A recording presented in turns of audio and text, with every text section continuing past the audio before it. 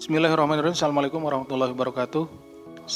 Selamat malam dan salam sejahtera bagi kita sekalian. Yang saya hormati Mas Jubir, yang saya hormati, saya cintai dan saya banggakan rekan-rekan jurnalis yang tidak pernah lelah membersamai kami dalam penanganan tindak pidana korupsi. Pada malam hari ini KPK kembali akan menyampaikan terkait dengan penahanan tersangka pengembangan perkara dugaan tindak pidana korupsi terkait proyek pembangunan RSUD di Kolaka Timur, Sulawesi Tenggara. Perkara ini merupakan pengembangan dari perkara tangkap tangan Bupati Kolaka Timur dan beberapa orang tersangka lainnya. Pada kesempatan ini KPK akan menyampaikan perkembangan penyidikan perkara dugaan tindak pidana korupsi terkait proyek pembangunan rumah sakit umum daerah RSUD di Kabupaten Kolaka Timur yang bermula dari kegiatan tangkap tangan pada Agustus 2025. Sebelumnya dalam perkara ini KPK telah melakukan penahanan terhadap 5 orang tersangka, yaitu Saudara ABZ, Bupati Koltim periode 2024-2029, Saudara ALH selaku PIC Kemenkes untuk pembangunan RSUD, Saudara AGD selaku PPK proyek pembangunan RSUD di Koltim, Saudara DK selaku pihak swasta PT PCP, dan Saudara AR selaku pihak swasta KSO PT PCP. Jadi mungkin berpikir bahwa hanya 5 orang inilah yang akan ditangani.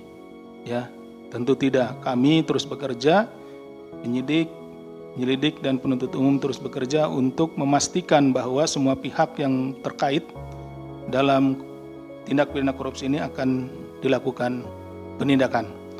Untuk itu maka setelah ditemukan kecukupan bukti dalam proses penyidikan, hari ini, hari Senin tanggal 24 November 2025, KPK melakukan penahanan kembali terhadap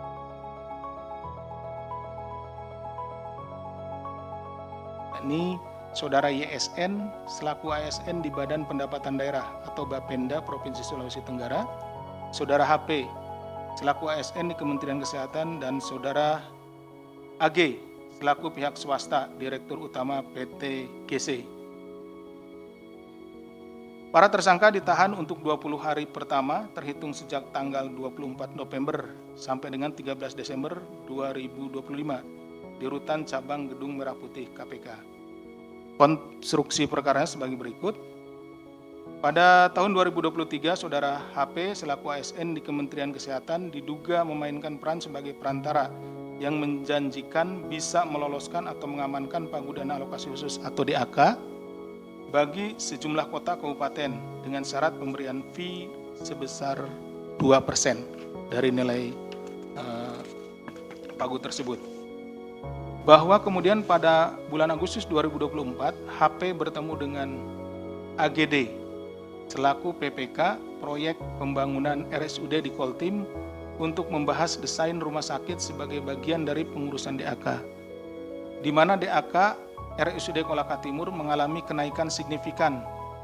Usulan anggaran dari 47,6 miliar menjadi 170,3 miliar.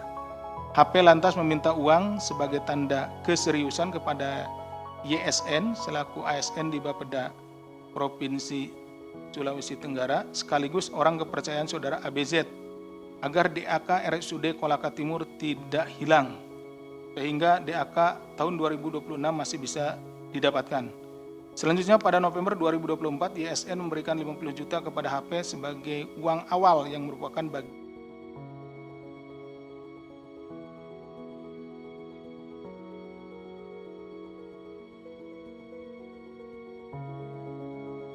PCP terkait desain bangunan RSUD Koltim yang diduga menjadi bagian proyek yang dikendalikan oleh HP.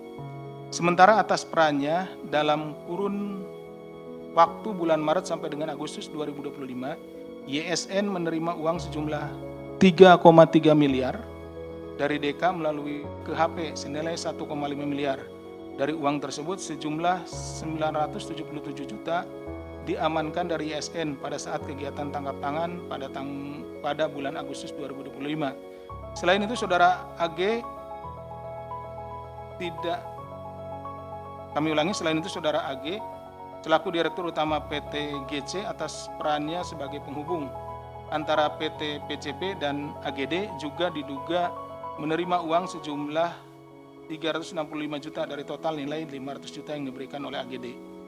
Atas perbuatannya, ketiga tersangka tersebut disangkakan melanggar pasal 12 huruf A atau pasal 12 huruf B kecil atau pasal 11 Undang-Undang Nomor 31 Tahun 99 tentang Pemberantasan Tindak Pidana Korupsi sebagaimana telah diubah dengan Undang-Undang Nomor 20 Tahun 2001 tentang perubahan atas Undang-Undang Nomor 31 Tahun 99 tentang Pemberantasan Tindak Pidana Korupsi junto pasal 55 ayat 1 ke 1 KUH Pidana. Jadi mereka ini adalah para penerimanya ya.